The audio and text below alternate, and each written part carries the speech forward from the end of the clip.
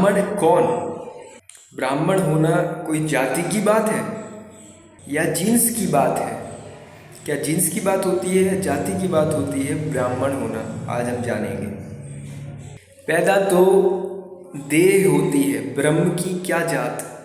और जाति तो दो ही होती हैं, एक वो जिसे ब्रह्म से प्यार है, प्रेम है, और दूसरी वो जिन्हें ब्रह्म से कोई लेना देना ही नहीं, कोई नाता ही नहीं। संत कहते हैं सोई ब्राह्मण जो ब्रह्म विचारे, जिसे ब्रह्म से प्रेम हो गया।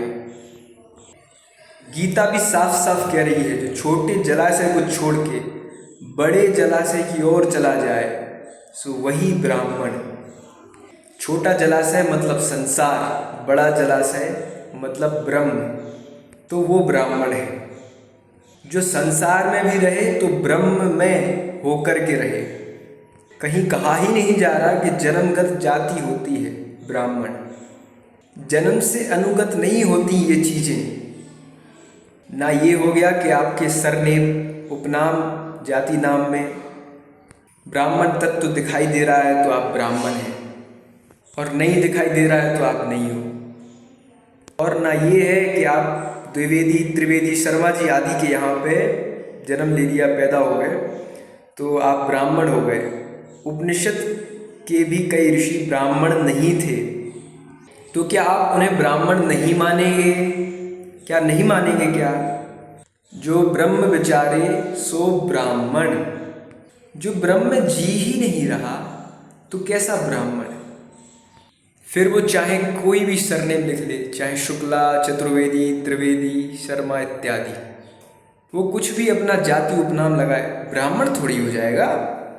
तो इस दृष्टि से तो जितने ब्राह्मण घूम रहे हैं उनमें से कुछ ही ब्राह्मण होंगे, बहुत कुछ ही, सब नहीं होंगे। जिसे है प्रेम ब्रह्म से, सत्य से, वही ब्राह्मण। फिर जाति नाम कुछ भी हो, यदि धर्म विशेष से नहीं भी है तो भी कोई फर्क नहीं पड़ता, वो ब्राह्मण ही है, यदि उसे ब्रह्म से प्रेम है। क्योंकि देह का तो एक ही धर्म होता है, सेंसेस पे रहना। आँख का विषय देखना है, कान का विषय सुनना है, नाक का विषय सूंघना है, जीभा का विषय खाना है, स्वाद लेना है, शरीर त्वचा का विषय स्पर्श है।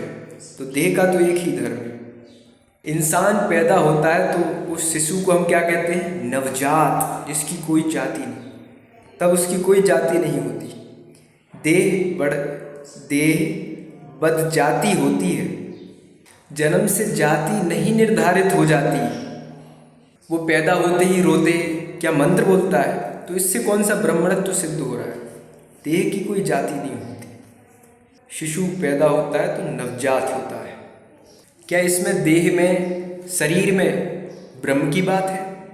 उसमें भी फिर 10,000 में कोई एकाध होता है जो आगे बढ़ता है, जिसमें आगे चल के ब्रह्म की, सत्य की प्राप्ति का अनुराग पैदा होता है। उसको ब्राह्मण जानिए, बस वही ब्राह्मण है। कबीर, रैदास तो ऐसे ब्राह्मण थे ही नहीं। तो तुम कहोगे कि रैदास तो जूते बनाते थे, चमड़े का काम करते थे, तो ये कैसे ब्राह्मण हो सकते हैं?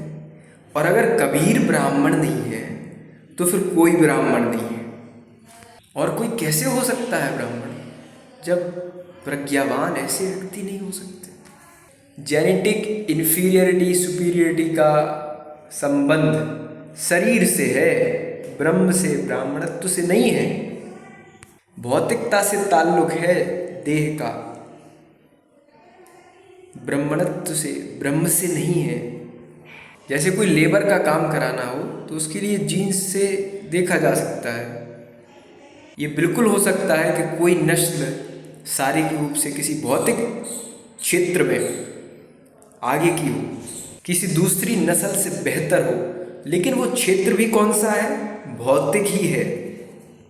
और भौतिक रूप से आगे निकल भी गए तो ब्रह्म को थोड़ी पा लिया।